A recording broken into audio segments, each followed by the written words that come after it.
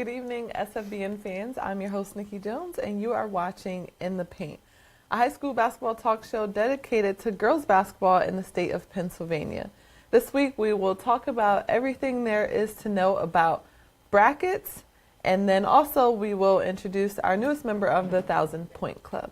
So stay tuned for more.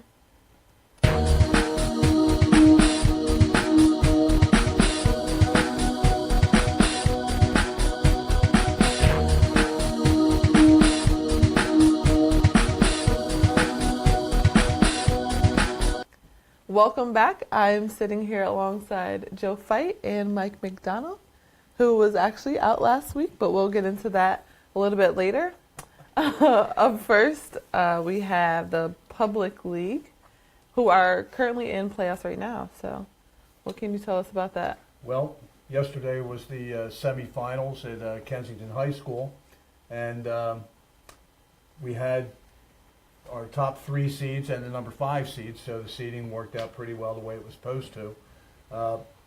The highlight game was Mastery Charter North against Mastery Charter South, Battle of the Masteries.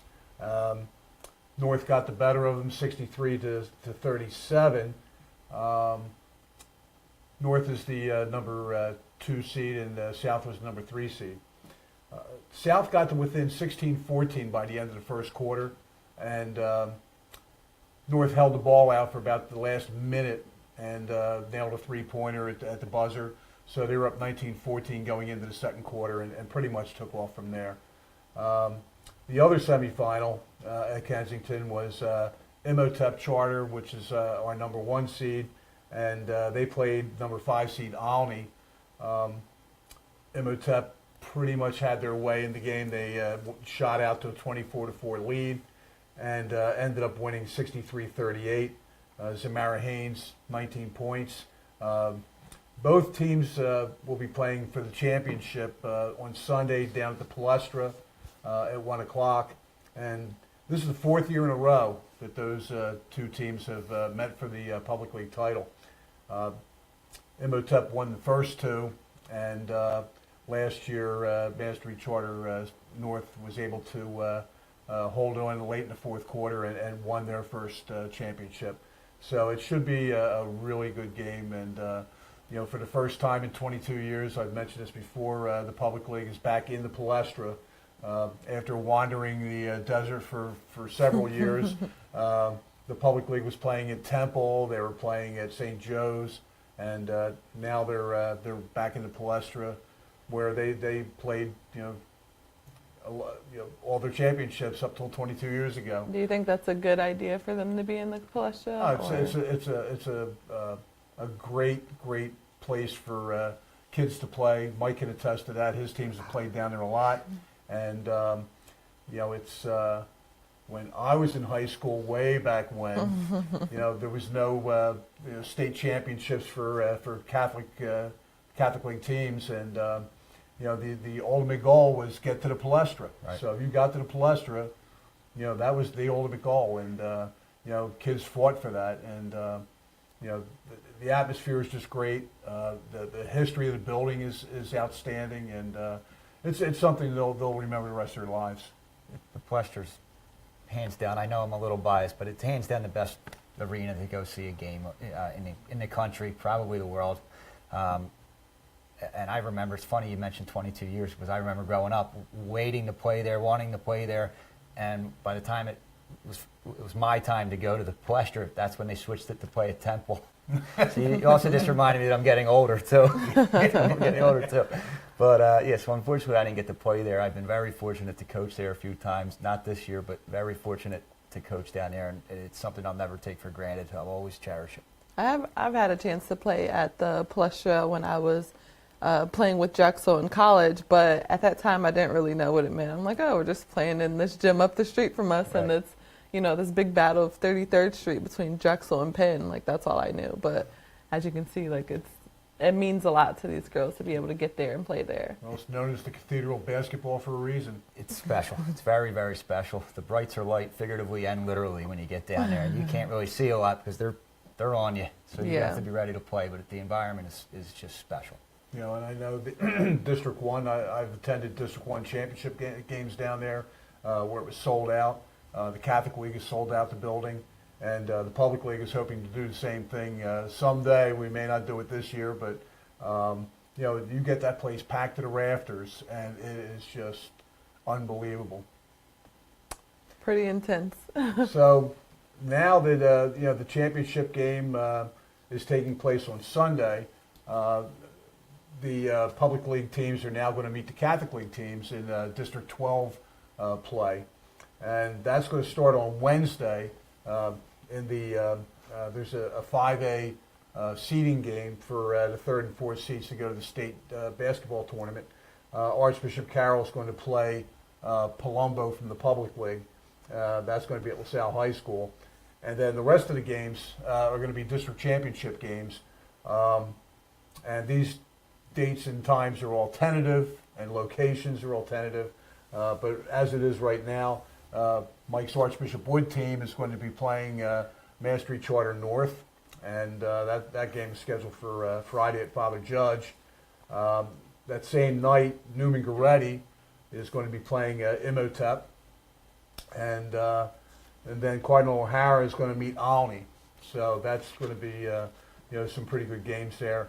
On Saturday the 3rd, West Catholic is supposed to play Motivation, and Bonner Prendergast is going to be playing Auden Reed. So all those teams are going on to the state tournament, and these are District 12 championship games, and the winners will have the number 1 seed from District 12 at the state tournament. The losers will have the 2nd seed, which still isn't a bad deal. You generally end up near home.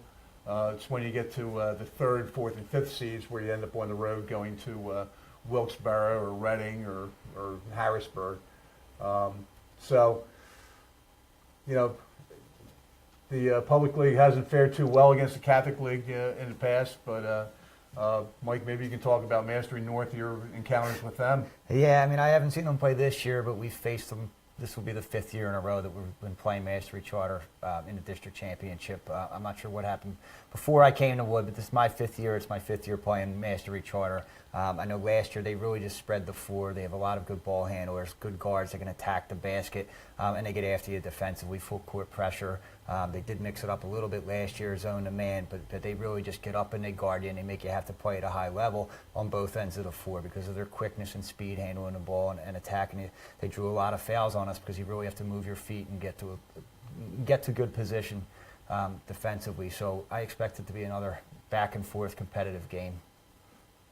Very good. So just going from, do you have any more brackets information for us between the two? That's it for the Public League.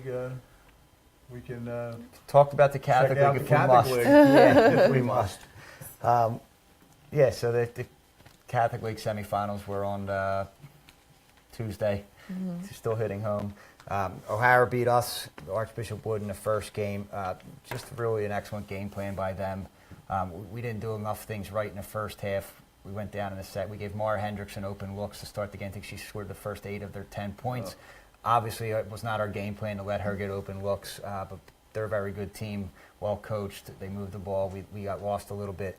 But we went down halftime. We were down 2 points. What I wasn't expecting, we came back out, and O'Hara decided we're going to hold this lead and be grateful for it. And they ran 2 minutes off the clock on each possession. And next thing you know, we're down 7, and it might as well have been 20. We went to a faster lineup to try to force turnovers or to get stops because of them holding the ball, but we were unable to do so until late in the game in the fourth quarter. We kind of forced them into shots that weren't going in.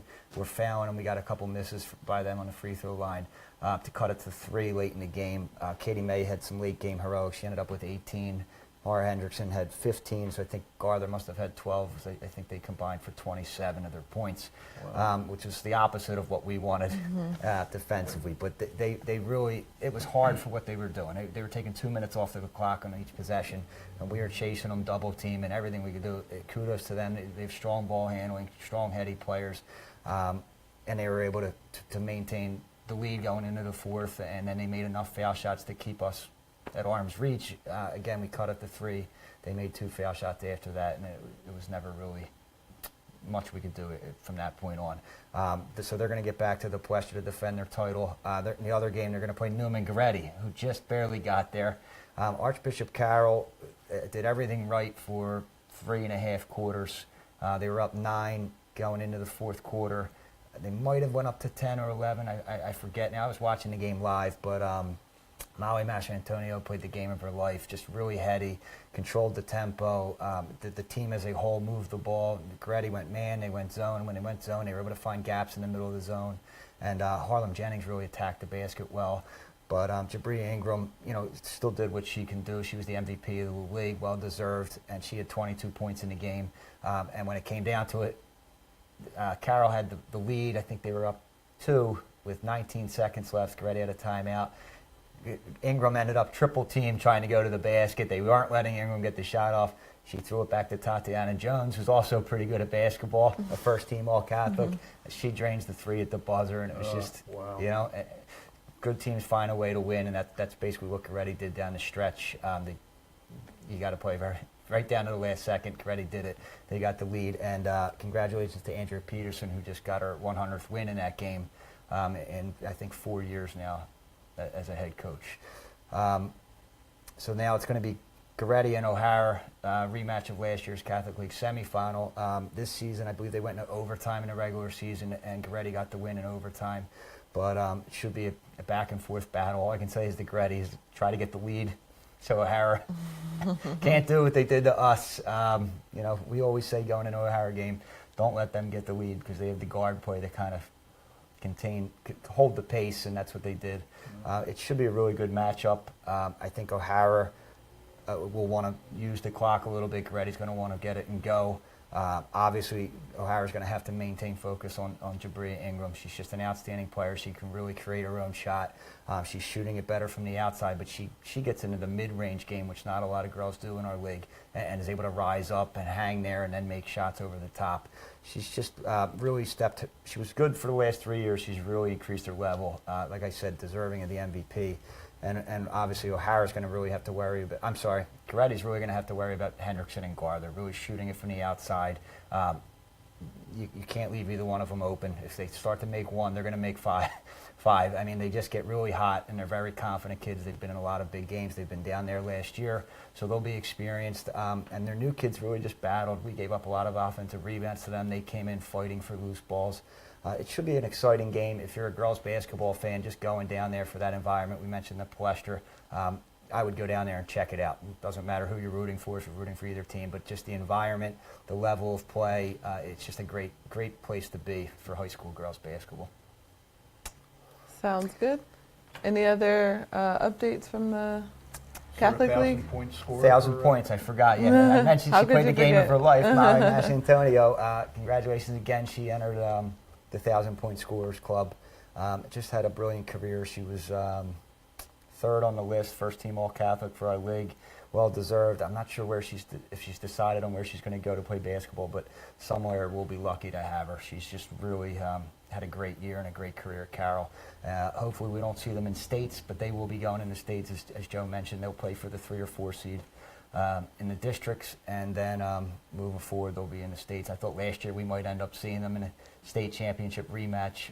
They were knocked off by Trinity, who we ended up playing in the state championship, but it was a very close game. I'd expect them to make another run this year in states. All right, sounds good. Thanks for the Catholic League update. Moving on to District 1, we have some brackets for you guys. Just some games to look forward to, basically. Well, most of the District 1 tournament begins on Friday, and we have the District 1, District 12 sub-regional in Single A, and Jenkintown is the top seed. St. Cove for Freedom is the number 2 seed from the public league. I would look for Jenkintown to get to the district final and win that. 3 teams get to go to states, and it's St. Cove is a decent team. I'm not sure if they're on the same level as Friends Select and the Christian Academy. So that should be an interesting battle to see who the other 2 teams are that are going to go to state tournament. Also on Friday, the 2A tournament begins. Number 1 seed is Sacred Heart, and they'll probably go up against number 2 seed Delco Christian for that championship. And there's just one team goes, so it's winner take all in the 2A bracket. Friday also 3A begins. This is a sub-regional with District 11, and it just always really looks weird to me when I first look at the bracket. I see North Schuylkill at the top of the District 1 bracket, but they're the top seed. They're from coal country up in Ashland, and they're going to be a handful. St. Basil's is the number 2 seed, and Basil's can very easily win that district. Yeah, I watched them play in their Catholic Academies championship. I think they beat a very good Villa Marie Academy in that game. I think they're starting to click. They have a lot of really good players: Casey Romaldi, Cheryl Romaldi, Shannon Romaldi. Jules Gore. Yeah, Jules Gore is playing very well. Kelly Grant, a little sophomore guard, really handles, gives them a bit of a change of pace when she comes in off the bench for them. And Lizzie Deal made a lot of big shots for them in the Catholic Academies championship. So I'd expect them to make a solid run here. Again, I thought they were clicking. Winning that championship probably gives them a bit of confidence, momentum going into districts, and I'd expect them to challenge people in states as well. So 4 teams get to go to states from 3A, and Notre Dame Green Pond from up in the Allentown area, they could be a wild card there. So that should be interesting once that gets started. Also on Friday, the 4A tournament starts. Lower Moreland is the number 1 seed, and they'll more than likely end up against number 2 seed Gwynedd Mercy. And Lower Moreland's had a very, very nice season. Gwynedd Mercy don't want to be playing the Monarchs at this time of the year. They just really tend to ratchet it up to another gear and another level. And there's 2 qualifiers to go to states, so perhaps both of them will go, but I wouldn't be surprised to see Gwynedd Mercy take the top seed there. So they're going to play in the first round? It's Lower Moreland against Springfield Montco. Okay. So, I would think Lower Moreland's probably favored in that one. And Gwynedd is going to be playing Nazareth Academy, which is a Catholic Academy's rivalry there. Gwynedd's usually just a little bit higher in that hierarchy there. So, and their experience will probably carry them through. And they're very well coached with Tom Lonergan, and so that should be interesting. The other 2 tournaments have already gotten started. 5A and 6A. They're now in the quarterfinals in 5A.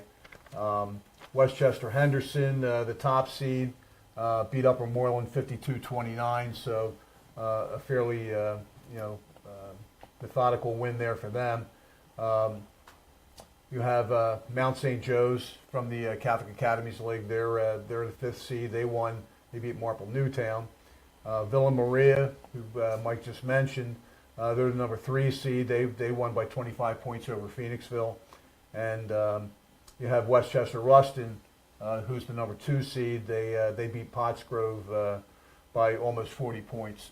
So the 2 Westchester teams are the 1 and 2 seeds. So don't be surprised if those 2 end up seeing each other in the district championship game. 6 teams get to go to states. So there's 8 teams left. So the winners from tomorrow's quarterfinals will go to the state tournament, and then you've got 4 of the losing teams playing each other for 2 remaining spots. So that should be a battle there.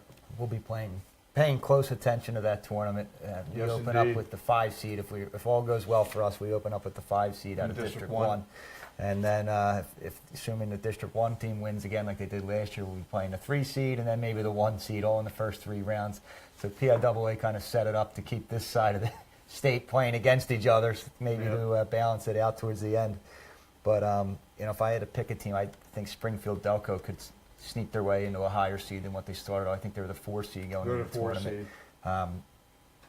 Kylie McNichol has really done an incredible job there, and I think it's 4 years that she's been there, turning that program or taking that program to another level. They just won their league championship over Garnet Valley last week, I think, after losing to them by 20 the first time around. So you can tell they're improving. They're playing at a high level. They got that first round win by 22 over Penwood. I would keep an eye on them going forward.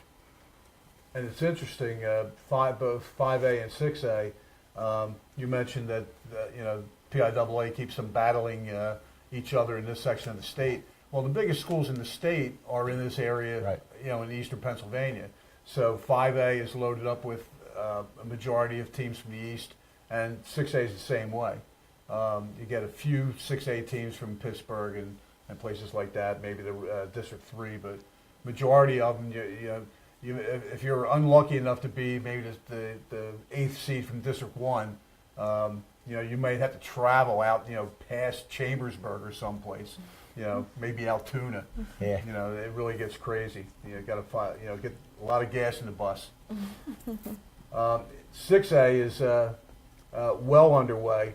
They're in the quarterfinals on Saturday, and number 1 seed Souderton, they had a fairly easy time with Haverford High, and we've mentioned some of their girls this season already. Alana Cardona, I'm sorry, she had 17 points and 9 rebounds in the game.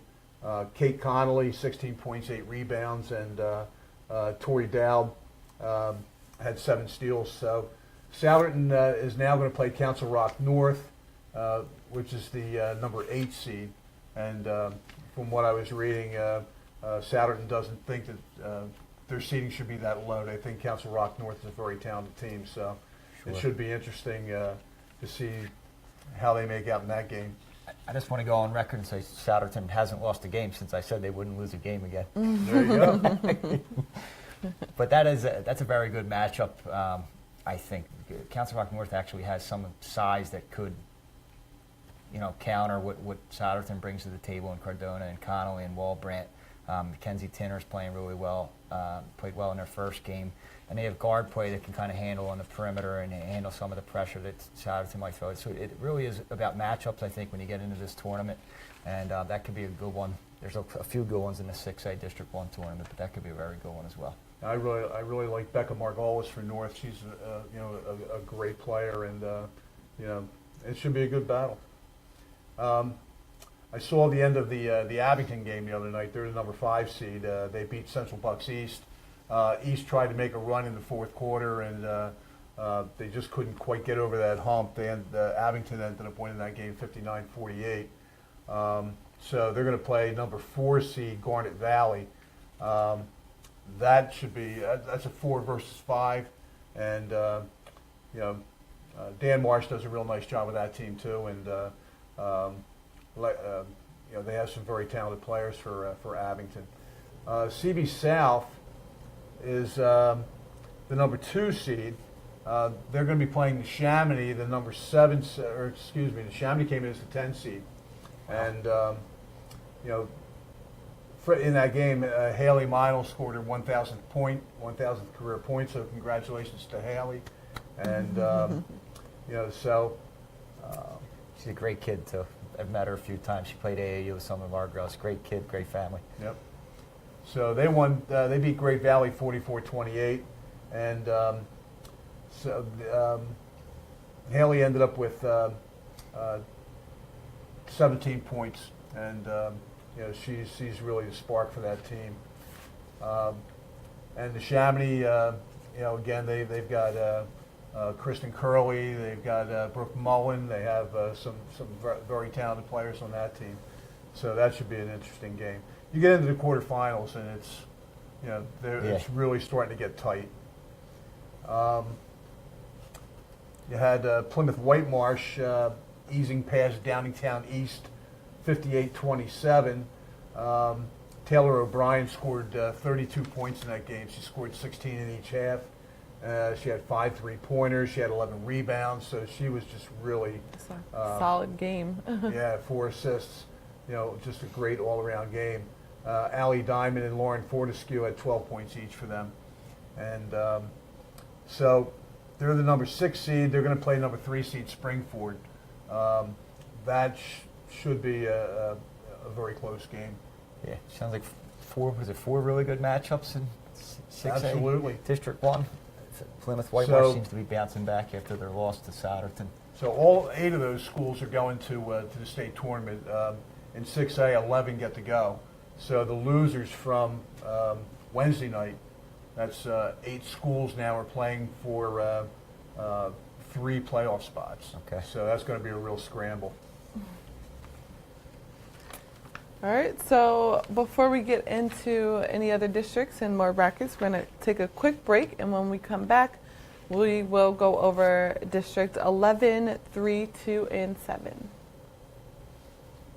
Hi, I'm Tommy Green, former pitcher for the Philadelphia Phillies. When I was in high school, it was very important to me to show scouts what I could do. My friends at Payroll Service Solutions are huge supporters of high school sports and the Sports Fan Base Network.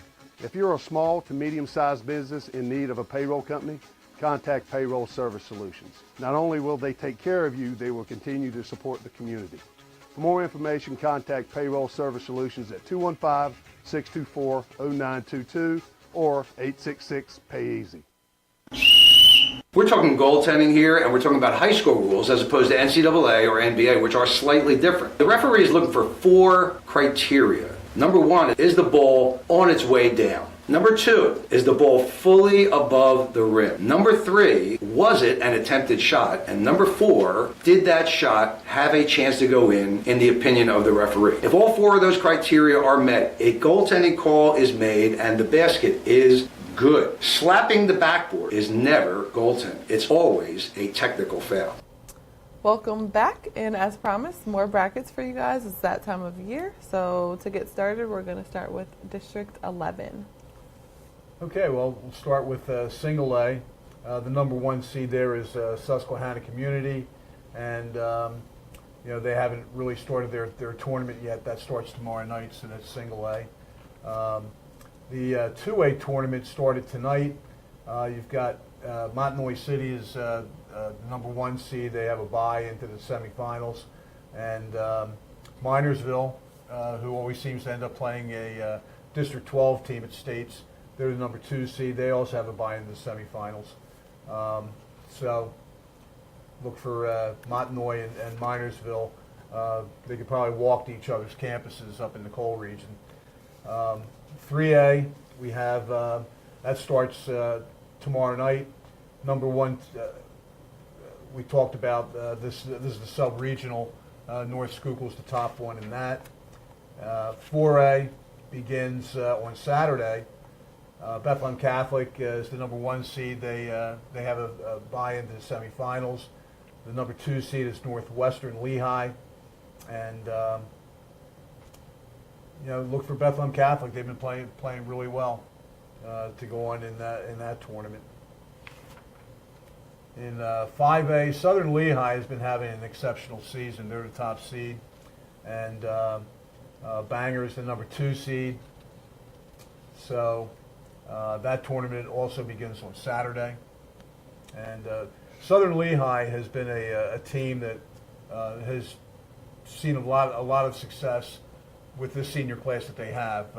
There was a time there where they had never won a district championship, and now I think they've won the last 2. And or at least they won last year, and they're maybe looking for one this year. They're good.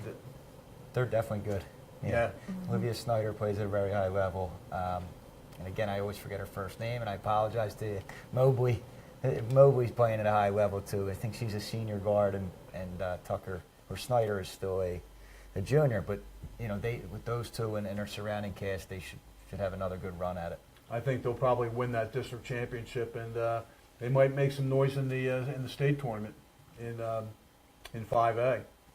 So that should be interesting. In 6A, they are into their quarterfinals, and the quarterfinals are actually tonight.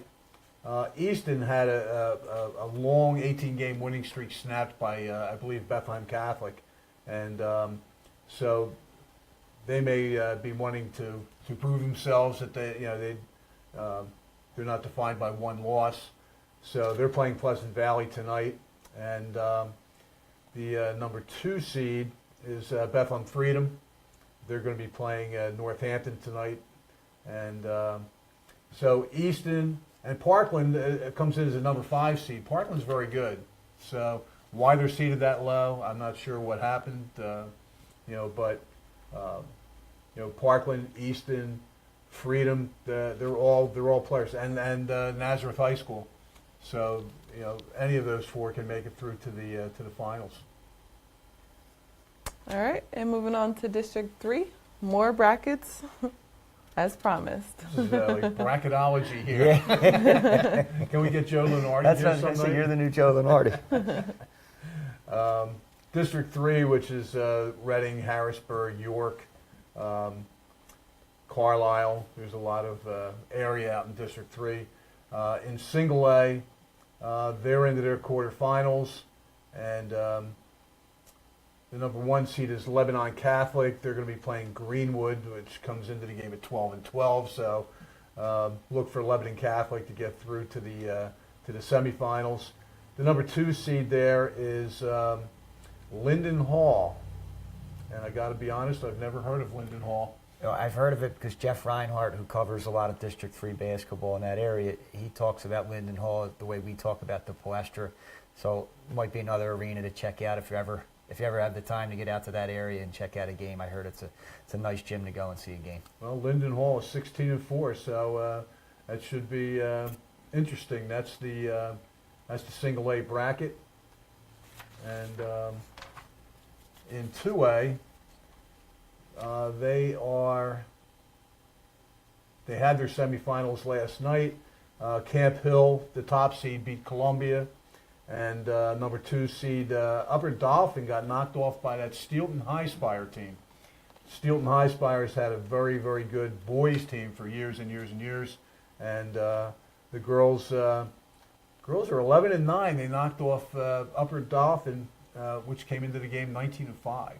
That's why you play the games. That's right. You don't play them on paper. In the 3A bracket, their semifinals are tomorrow night, Friday. Trinity, always a perennial, power, not only in District 3 but also in the PIAA. They'll be playing Pequea Valley. Pequea Valley comes in 13-10. Trinity 17-2. So that should be interesting. DeLone Catholic is going to be playing York Catholic, and so get ready for a holy war there in the semifinals. I would look for Trinity and DeLone Catholic to get through to the finals there. And in 4A, Lancaster Catholic is the top seed. They are having their quarterfinals tomorrow night. And the number 2 seed there is Berks Catholic from Reading. Berks Catholic is a very, very good team. And, Bishop McDevitt is the number 4 seed in that bracket. They could end up seeing Lancaster Catholic, battling to go into the district final. Wyomissing is the number 3 seed. They're 20-3. They're playing Kennard Dale. They're 13-10. So I would look for Wyomissing and Berks Catholic, a battle of the Reading area, and Berks. My guess is they would get through to the final against Lancaster Catholic. And the 5A bracket, their quarterfinals are Friday night. Number 1 seed Lower Dauphin, they're 22-2. They're playing Palmyra, and they shouldn't have too much trouble getting through there. Susquehannock and Lampeter Strasburg should be a real good matchup. Lampeter Strasburg's 21-3, and Susquehannock's 21-4. Something's got to give there. That's a 4 seed against a 5 seed.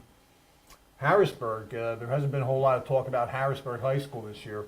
They're 20-4, and they're the number 2 seed. They could end up seeing Lower Dauphin, and they're playing Solanco. They're 16-8, so I would expect Harrisburg to get through that.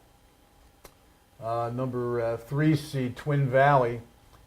from Morgantown. They're playing number 6 seed Spring Grove.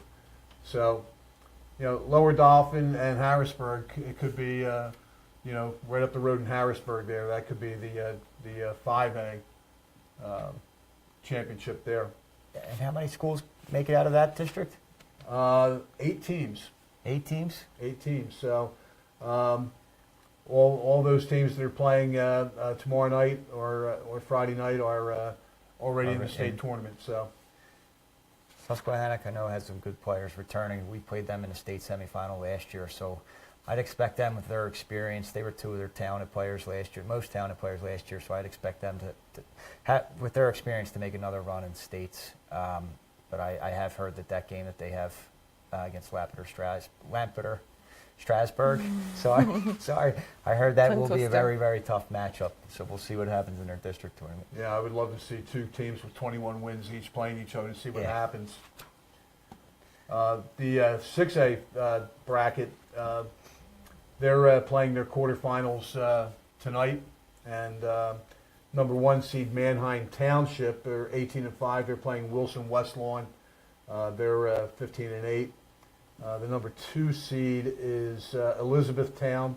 They're playing Penn Manor. I would see Elizabethtown getting through in that one. And Dallastown, the number 5 seed, is 18-7. So they could be a factor. And Central York, the number 3 seed, they're 20-4. Central York always seems to produce some really good teams. And so those things will all be decided within the next week, but those quarterfinals are tonight. So that's what we have from District 3. And next is District 2. Okay. As promised, more brackets. Going up the turnpike to Wilkes-Barre Scranton, we have in Single A, Susquehanna's the number 1 seed, and that tournament begins next week. So, well, actually, there's some preliminary games going on tomorrow night, but the semifinals are next week. In 2A, we have Northwest against Mountain View, and that game's tomorrow night.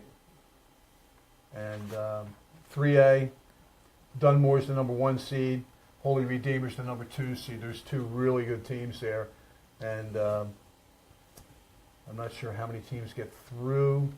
Looks like 3. 3 teams get through. So Dunmore and Holy Redeemer, I would look to be in there. 4A, Scranton Prep is the top seed. They're playing Berwick. And then in the number 2 seed, Nanticoke, is playing Wyoming area. And those games are tomorrow also. 5A, we have Abington Heights. Always a lot of talent coming out of that school district. And they'll be playing Crestwood. I'm sorry, Abington Heights, Crestwood's the number 2 seed. So they're playing Wyoming Valley West. Abington Heights is playing Pittston. And in 6A, not a lot of 6A teams up there. There's only 4. How many are in the 6A tournament in District 1? I think it's 24. So, there's only 1. Number 1 seed is Scranton. Number 2 is Hazleton. So they got the whole town out for that one. So that's District 2. All right, so before we get too crazy with brackets, we're going to take another break. And when we come back, we are going to go to District 7, and that will be all from us. So we'll see you soon. Ladies and gentlemen, you've spent 3 days with the most insane program, okay, I have witnessed in my 17-year career. It excites me, the presence of point blank period, of Coach Dooley, of Coach Fowler, of the people that he works out with, that he trains with, okay? It's exciting. And you have had the luxury of spending 3 awesome days with these people. I watched Coach Fowler play. Mr. Coach, you watch Coach Fowler play? He is one of the most annoying basketball players you will ever see in your life. Okay? Because exactly what he trains, exactly what he preaches to you, he does at all times. This is real habit. This is not a gimmick. This is real basketball.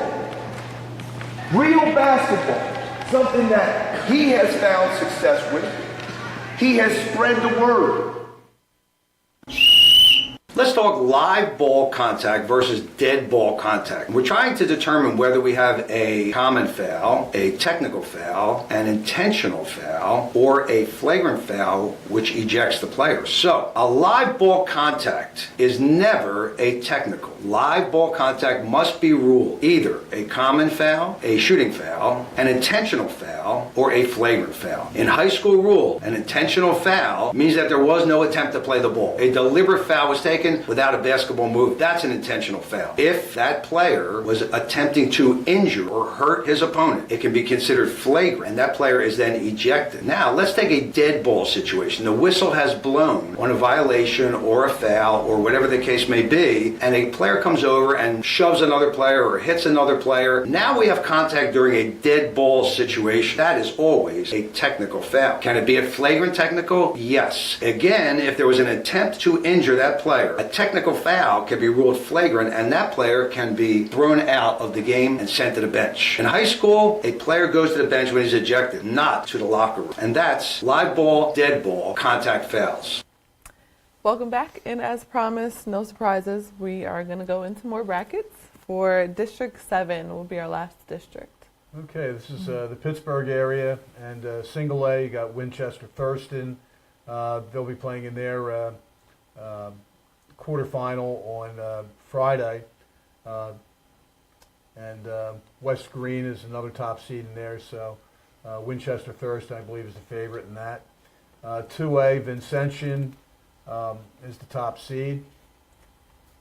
Oh, Charters Houston is also one of the top seeds in there. They're playing Leechburg tomorrow. Or actually, they played them tonight.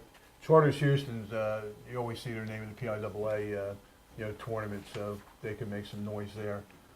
In 3A, you got Bishop Canavan, and they look to be the favorite in 3A. 4A, you got Cardinal World North Catholic. It's a mouthful anymore. It used to be Pittsburgh North Catholic. Now it's Cardinal World in there. And, Blackhawk is another very good team. So it could end up being Blackhawk against Cardinal World North Catholic in the 4A final. 5A, you got Trinity, which,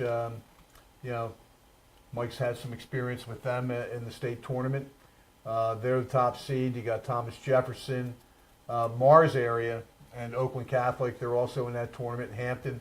This is a very talented bracket. So, what can you tell us about Trinity? Anything, Mike? I'm trying to think of her name. There's a girl that played in the state championship last year against us, was a freshman. I want to say Alyssa DeBulo, but I'm probably butchering the last name a little bit.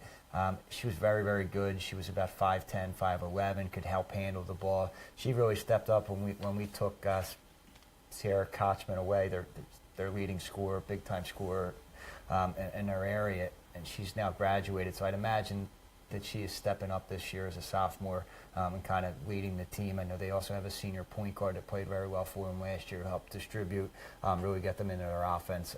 They're playing well again this year. You can tell by their record. So look for them to make a run. Look for them to go in the States and try to get back to Hershey. 5A, may be the toughest bracket in PIAA as far as I can see. I mean, just so many talented teams from so many different areas.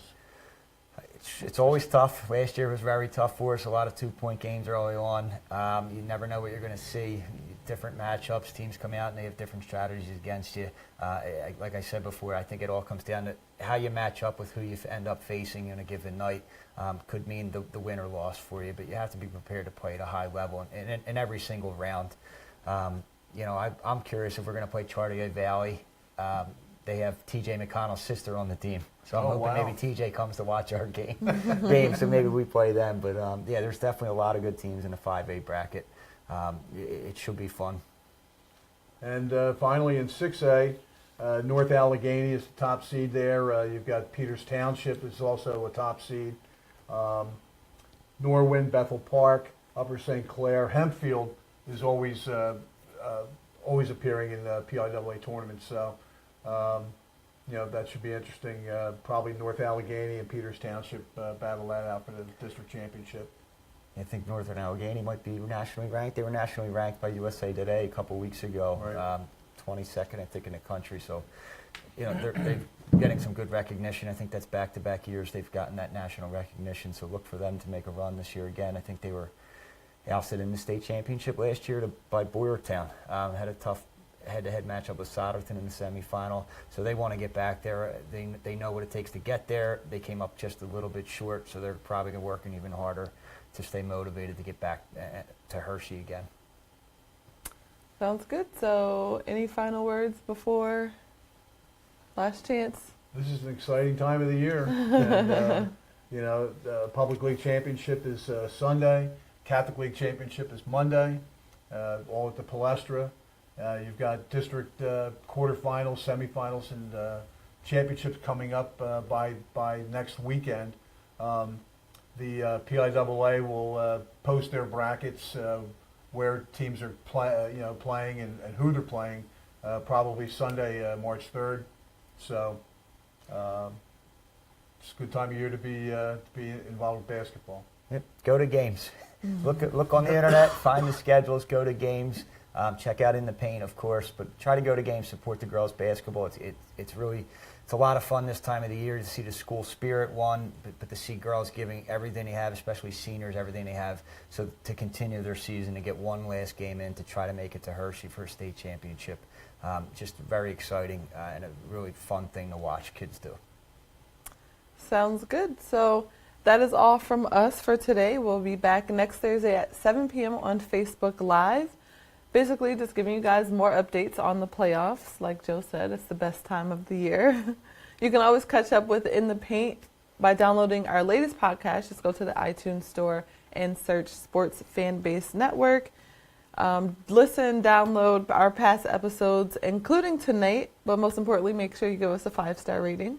Don't miss our other shows. On Monday, we have 3 in a Key, which covers high school boys basketball in the state of Pennsylvania. On the Mat for Tuesday nights, and Wednesday we have on an all-new show called Varsity Voice.